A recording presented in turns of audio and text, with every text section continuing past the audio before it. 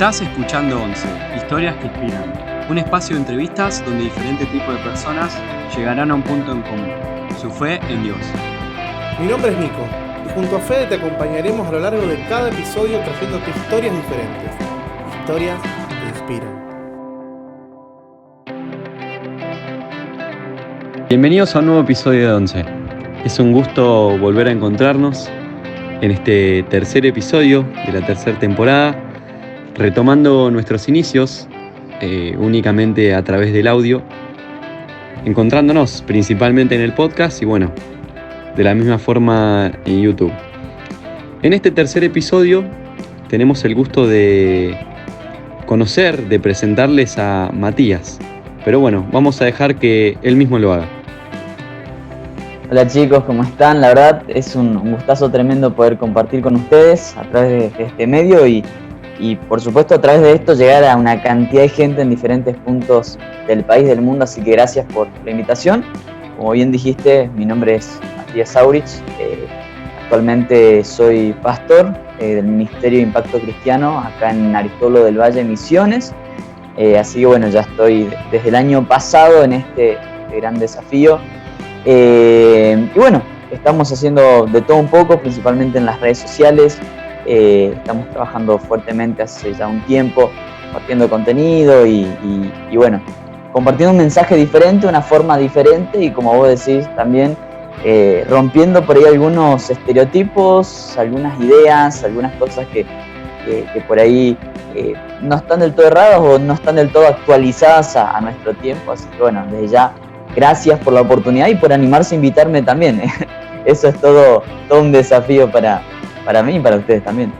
Cuando uno piensa en la imagen de un pastor, se le viene a la cabeza alguien con traje, con corbata, con canas, con una determinada edad, avanzada obviamente.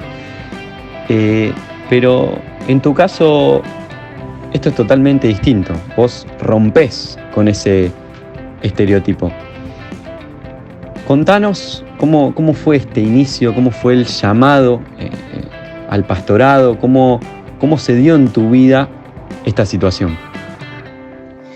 Bueno, tengo 23 años para los que por ahí no me conocen. Actualmente tengo 23 años y bueno, ya esto viene desde chiquito, pero como siempre digo, más allá de recibir el llamado, creo que la cuestión está en aceptar el llamado y bueno, en mis últimos años en la secundaria, de alguna manera siempre sabía que había algo en mí o había como este llamado, ¿no? O que de alguna manera Dios me estaba llamando a algo diferente o algo especial, o a servirle quizás a tiempo completo. Y en los últimos años de la secundaria, cuando ya estaba pensando qué hacer con mi vida, qué estudiar, pensaba estudiar arquitectura, se me vino al corazón esta cuestión de ir a un seminario, a capacitarme. Pero obviamente, como yo le decía, en esto de aceptar el llamado, también tuve muchos conflictos, me llevó un tiempo, ¿no?, aceptarlo, y es por eso que fui al seminario por obediencia. Le dije a Dios, le puse yo los parámetros a Dios: mirá, yo voy pero para capacitarme nomás, no voy a ser pastor. Pero bueno, fue necesario haber dado este paso de fe y entrar a un seminario porque esto procesó muchas cosas en mí, trabajó muchas cosas en mí. De alguna manera Dios estuvo haciendo o haciéndome entender muchas cosas. Siempre digo que me estuvo cacheteando por todos lados para que pueda comprender cosas y entender de que era a lo que yo, o para lo que Dios me había creado, era esto, ¿no? El tema del pastorado, el tema de acompañar gente en su proceso. Y siempre digo que el pastorado no tiene que ver con predicar o con hacer consejería, o compararse en un púlpito o ese tipo de cosas. Esos son elementos, complementos o parte, ¿no?, de la función, pero creo que principalmente el pastorado tiene que ver con acompañar a personas en su crecimiento y potenciarlos a que puedan también encontrar cuál es su llamado, cuál es el propósito de Dios con su vida. Y en estos 4 años de seminario fue donde acepté esto, lo hice parte de mí e inmediatamente se me abrieron las puertas para poder acompañar a la gente en esta comunidad de fe que está aquí en Aristóbulo del Valle de Misiones. Yo soy de acá de Misiones, así que eso de alguna manera también me ayudó muchísimo para entender un poco la idiosincrasia, la cultura de la provincia. Y bueno, es así que hoy en día ya estoy ahora en mayo cumplir mi primer año de pastorado oficial, podríamos decirle, a cargo de una congregación. Y bueno, de esta manera, de manera rápida fue como fue surgiendo esto del pastorado y cómo lo abracé o lo acepté. Mati, yendo un poquito al comienzo de tu vida, digamos. Viste que nosotros en particular, bueno, justo los tres coincidimos que nacimos en lo que se dice una cuna cristiana y siempre tenemos una situación en nuestra vida que dejamos de lado, o sea, tenemos que transformar eso que arranca como una costumbre en una relación personal con el Señor. Viste que tenemos ese punto de quiebre. ¿Cómo se dio ese proceso en tu vida? ¿Cómo fue? Algo que siempre pasa, o en la mayoría de los casos pasa en esto de la cuna cristiana, es que uno construye su relación con Dios en base a sus padres, ¿no? En cuanto a lo que tus papás te dicen. Yo siempre digo esto, yo acepté a Cristo como 25.000 veces. Cada vez que se hacía la oración, yo la hacía por las dudas. Por si la anterior no funcionó, yo hacía de nuevo para que... porque como que nunca hubo este antes y después así tan contundente. Entonces, en mi caso fue un proceso, creo yo, de empezar a replantearme las cosas y preguntarme, ¿yo creo porque verdaderamente Matías está creyendo en Dios o creo porque mis padres siempre me inculcaron eso, porque mis papás siempre me infundieron eso? Entonces, fue un proceso de ir tomando decisiones, sumado a que tuve un proceso en la adolescencia muy, muy complejo con algunas adicciones, con problemas de autoestima, pensamientos de suicidio, varias circunstancias difíciles que me llevaron también de alguna manera o de manera obligada a tener que tomar una decisión en mi vida. Y creo que eso fue lo que me catapultó a conocer a Dios personalmente. Y ya no depender de mis padres, ya no depender de una comunidad de fe, sino que empezar a yo en mi vida personal a conocer a Dios, a ver quién era ese Dios que tanto escuché. Y bueno, creo que fue un proceso, no sé si hubo un día o un momento, pero fue un proceso de ir conociendo más y entendiendo de que era real y que podía hacer algo en mi vida. Hace poquito estábamos conversando en el grupo de jóvenes al que yo pertenezco, de la iglesia de Chesordo, acá en Rosario.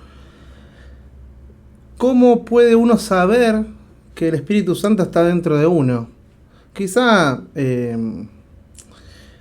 entre nosotros tengamos... Algunos tienen respuestas con palabras, otros simplemente dicen, lo sé, pero no sé cómo decirlo. Pero quizá al otro lado hay alguien escuchando diciendo, ¿qué es esto de Dios, de Jesús, del Espíritu Santo? Yo lo que te voy a pedir es, si podemos entrar un poquito según tu criterio, tu conocimiento, tu experiencia, ¿qué te hace determinar a vos de que verdaderamente esa decisión por el Señor, que me decías vos una y otra vez, tuve que levantar la mano por las dudas, contame un poquito primero de ese momento donde dijiste esta fue la última y qué te hizo sentir a partir de este momento que el Espíritu Santo está dentro tuyo. Algo clave fue en un momento en donde yo, en esos momentos donde yo pensaba el suicidio como una probable o posible opción, porque yo entendía que llevaba una doble vida, ¿no? Como buen hijo de pastor tapagotera, estaba en todos los ministerios, siempre estaba en todas las funciones, pero yo sabía que puertas adentro yo llevaba otro tipo de vida, entonces era como que vivir esta cuestión de la doble vida. Y en estos momentos donde yo estaba en estos pozos como depresivos, incluso podría decirlo, y de mucha angustia y de incertidumbre y de no saber para qué estaba y no entender nada, fue ahí donde Dios pude sentir como esa voz adentro, no sé, alguna cuestión que quizás no se puede explicar mucho con palabras, donde me decían, mirá, hay dos opciones a partir de ahora. Una es la vida que estás llevando, que eso te va a llevar probablemente a tomar decisiones que no te van a hacer bien bajo ningún punto de vista, ni a vos ni a tu familia. Y el otro camino es intentar conmigo y probar conmigo y darte cuenta de que sí puedo hacer algo. Entonces yo algo que le dije a Dios fue, lo siguiente, aún en esta incredulidad, quizás diría, o en este lugar de no saber bien qué era lo que estaba pasando, le dije a Dios, mira, si verdaderamente existís, yo quiero que le dé sentido a todo mi pasado.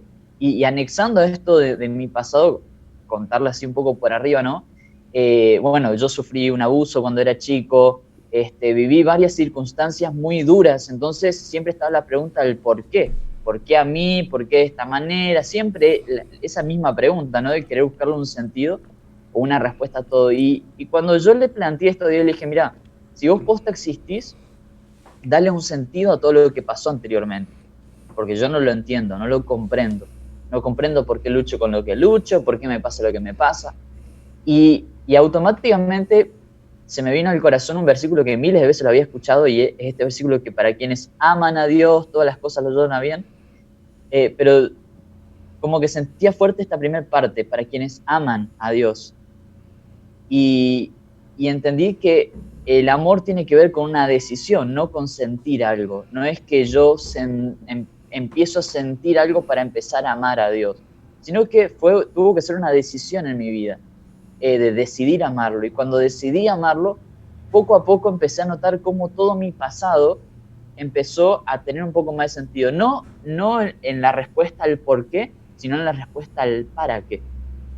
Y al pasar el tiempo y de ir conociendo más a Dios y profundizando más en Dios, me di cuenta cómo mi pasado empezaba a convertirse en una herramienta para mí para poder ayudar a los demás. Empezaba a comprender y a entender a los chicos que estaban pasando, que pasaron lo mismo que yo, a poder darle un abrazo de parte de Dios y comprender lo que estaban viviendo. Y ahí fue donde empecé a notar esto. En cuanto a la otra pregunta que vos me hacías, en lo que tiene que ver con el Espíritu Santo, ¿no? Creo que tiene que ver básicamente con los frutos.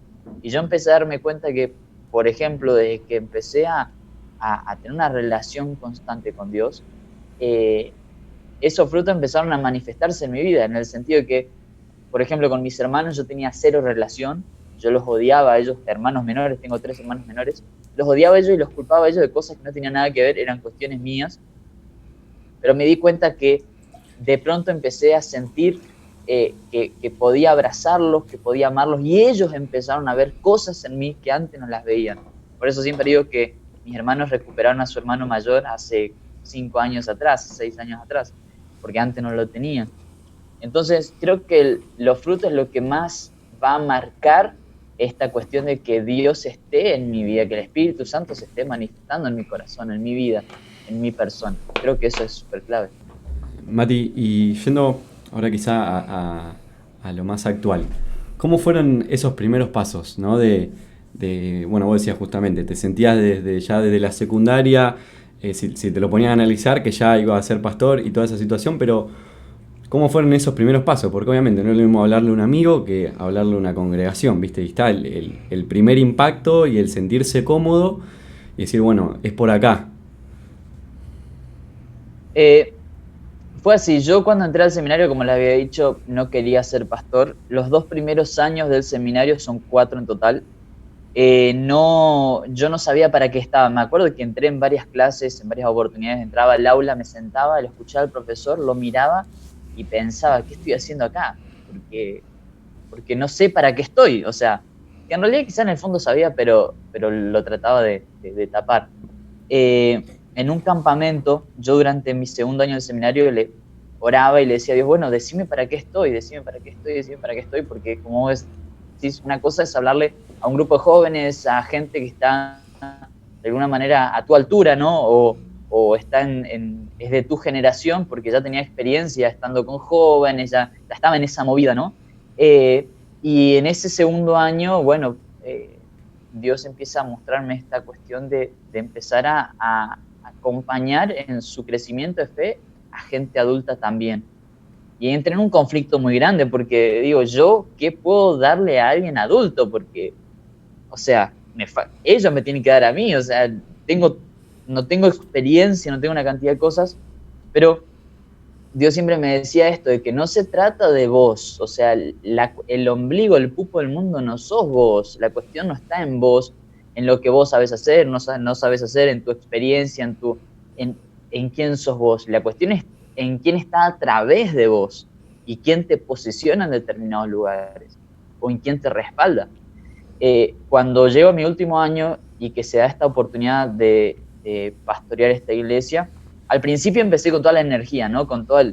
Tenía todas las ideas, pero cuando uno se enfrenta a la realidad es muy difícil. Y más el año pasado, donde era pandemia, arrancaba todo el lío. Yo empecé a pastorear la iglesia y al tiempito se cerró todo, así que con lo que no tenía experiencia en el pastorado, con lo que no conocía a la gente, encima pandemia, ministrar a la gente por WhatsApp, porque la mayoría de la gente no tiene un buen acceso a internet como para hacer, no sé, algún live o por Zoom o lo que sea. Entonces, yo tenía todas las expectativas, pero el primer impacto fue muy fuerte.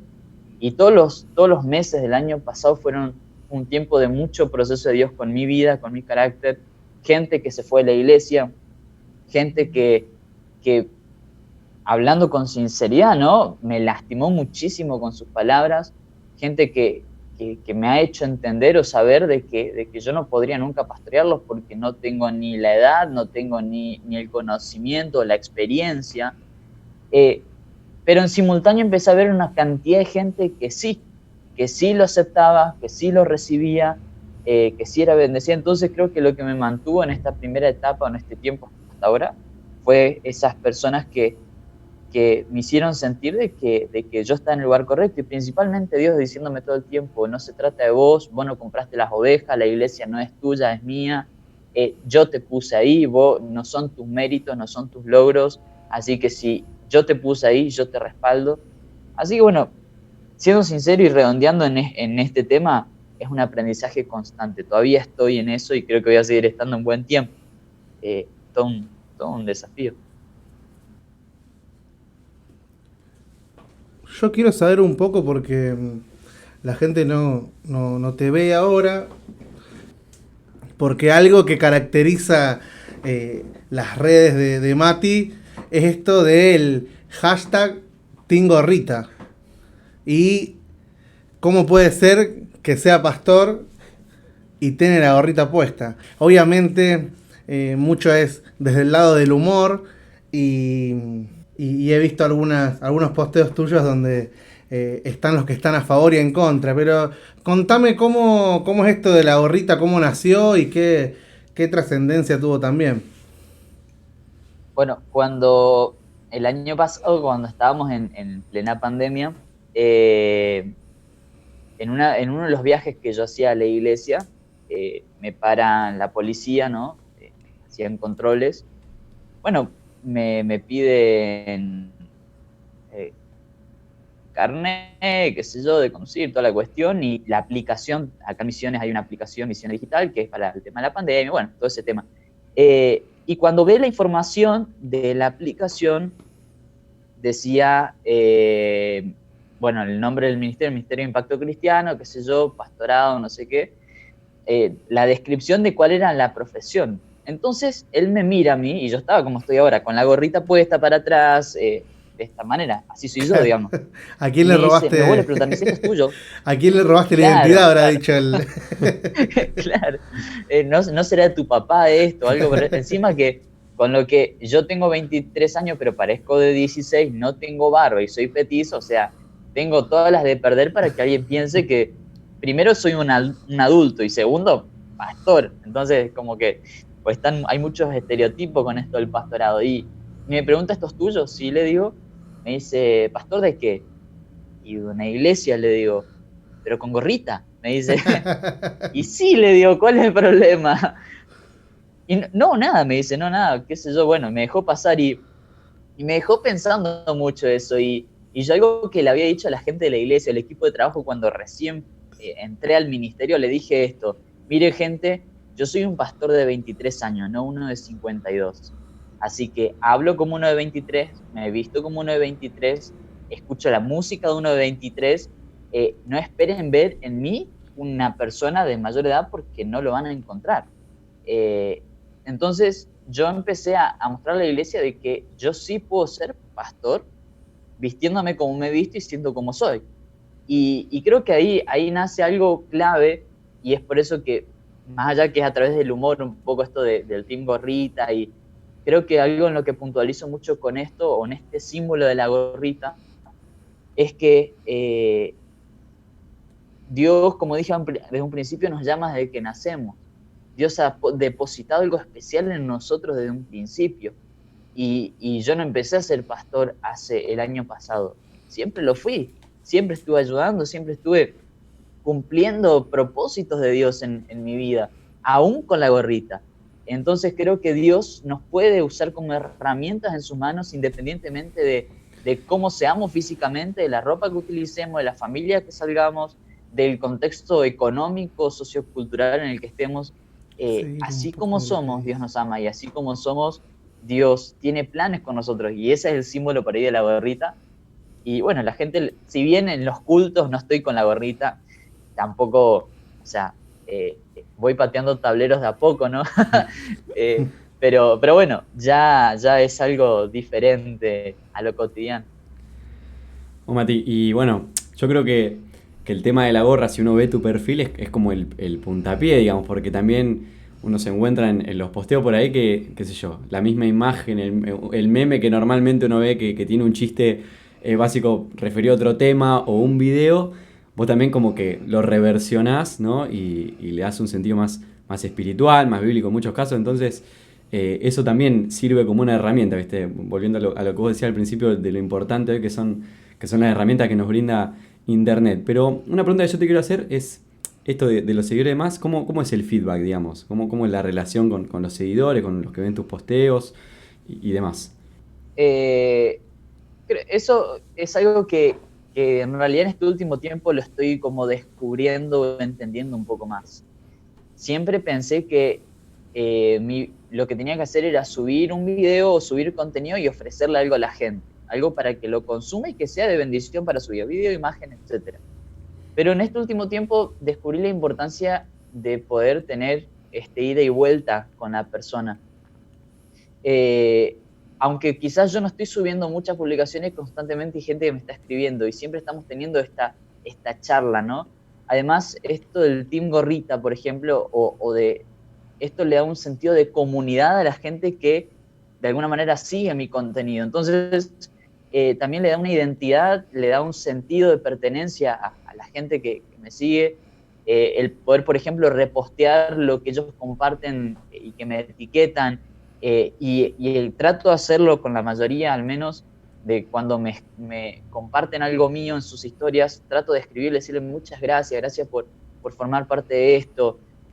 Y veo que hay una respuesta muy positiva y muy buena al otro lado, porque lo que trato de mostrar es que yo no soy un ser superior que está en otra dimensión espiritual y que está bajando cosas del cielo de arriba abajo, y que soy no, soy un ser humano que trata cada día de ser un mejor hijo, y trata de hacer las cosas bien. Y creo que lo clave en todo esto, o lo que de alguna manera estoy viendo que está teniendo mucho éxito, ¿no? Podríamos decirle, o que está haciendo mucha bendición, mejor dicho, es esto de mostrarme humano, tal cual soy, porque de esa manera la gente se siente más identificada conmigo, la gente se siente más identificada con nuestras miserias y fracasos que con nuestros éxitos.